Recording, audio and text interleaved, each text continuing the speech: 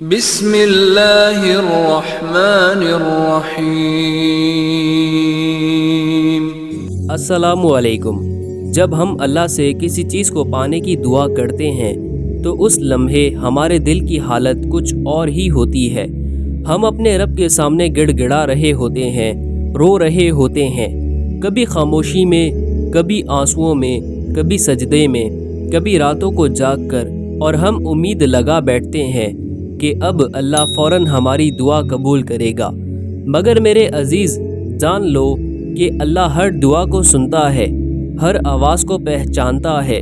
ہر دل کی حالت کو جانتا ہے، مگر اس کا جواب ہمیشہ ہمارے گمان کے مطابق نہیں ہوتا۔ اللہ فرماتا ہے کہ کبھی میں بندے کو وہی دے دیتا ہوں جو وہ مانگ رہا ہوتا ہے، کبھی اس سے بہتر چیز عطا کرتا ہوں، کبھی اس کی دعا کا بدلہ قیامت کے دن کے لیے محفوظ کر لیتا ہوں، اور کبھی اس کے نقصان کو ٹال دیتا ہوں، لیکن اللہ کبھی بھی دعا کو ضائع نہیں کرتا۔ یہ ہمارا ایمان ہے، یہ ہمارا یقین ہے۔ جب تم دعا کرتے ہو تو دراصل تم اللہ سے اپنا تعلق مضبوط کر رہے ہوتے ہو۔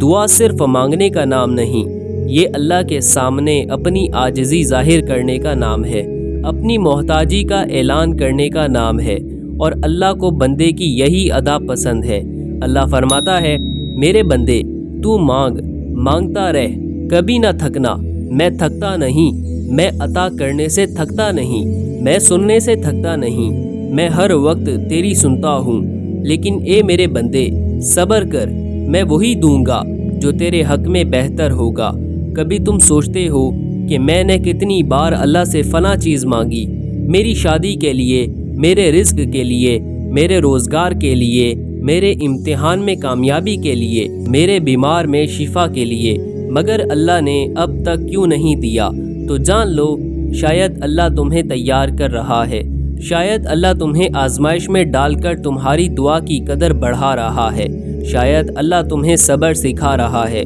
شاید وہ جانتا ہے کہ اگر آج دے دیا تو کل تم اس سے دور ہو جاؤ گے، شاید وہ جانتا ہے کہ تمہارا نصیب اس چیز میں نہیں بلکہ کسی اور بہتر شے میں ہے۔ اس لیے جب ہم اللہ سے کسی چیز کو پانے کی دعا کرتے ہیں تو ہمیں ساتھ میں یہ بھی کہنا چاہیے، یا اللہ اگر یہ میرے حق میں بہتر ہے تو عطا فرما، ورنہ مجھے اس کا بدلہ عطا فرما۔ ہمیں دعا کے ساتھ صبر کا دامن بھی تھامنا ہے، کیونکہ دعا ایک بیج کی طرح ہوتی ہے جو زمین میں بویا جاتا ہے۔ اس بیج کو پانی چاہیے، صبر چاہیے، وقت چاہیے، سورج کی روشنی چاہیے، اور پھر جا کے وہ ایک خوبصورت درخت بنتا ہے۔ اللہ ہماری دعاؤں کو فوراً پوری نہ کر کے دراصل ہماری روح کو طاقت دے رہا ہوتا ہے، ہمیں خود اللہ کے قریب لے جا رہا ہوتا ہے، کیونکہ سچ تو یہ ہے کہ ہم دعا مانگتے مانگتے، اللہ کو یاد کرتے کرتے اللہ کی محبت میں ڈوبتے جاتے ہیں،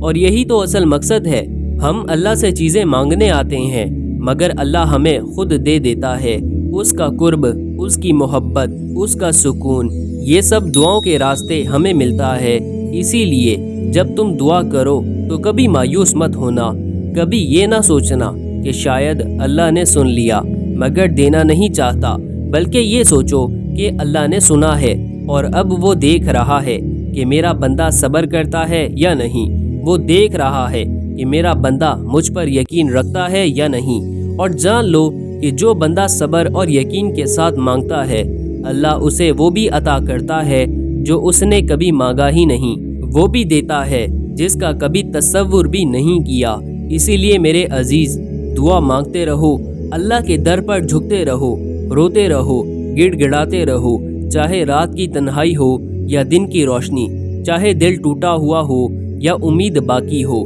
کیونکہ اللہ تو وہ ذات ہے جو دلوں کے حال جانتا ہے، جو ٹوٹے دلوں کو جوڑتا ہے، جو روٹھوں کو منا لیتا ہے اور مانگنے والوں کے دامن کو خیرات سے بھر دیتا ہے۔ بس ایک بات یاد رکھو، جب تم اللہ سے کسی چیز کو پانے کی دعا کرتے ہو تو وہ فرماتا ہے، اے میرے بندے اگر یہ تیرے لیے بہتر ہے تو میں تجھے عطا کروں گا، اگر نہیں تو میں تجھے اس سے بھی بہتر عطا کروں گا، یا تیرے لیے اس سے بھی بڑی مشکل کو ٹال دوں گا، یا قیامت کے دن تجھے اس دعا کا ایسا انعام دوں گا کہ تو حیران رہ جائے گا۔ تو دعا کے وقت دل کو کھلا رکھو، یقین کو مضبوط رکھو اور ہمیشہ اللہ پر بھروسہ رکھو، کیونکہ اللہ کی رحمت کی کوئی حد نہیں، اس کی محبت کی کوئی سرحد نہیں اور اس کی عطا کا کوئی حساب نہیں۔ اللہ ہمیں اپنی دعاؤں میں صبر، یقین اور عاجزی عطا فرمائے، اور جو ہم مانگ رہے ہیں اگر وہ ہمارے حق میں بہتر ہے تو جلد عطا فرما دے۔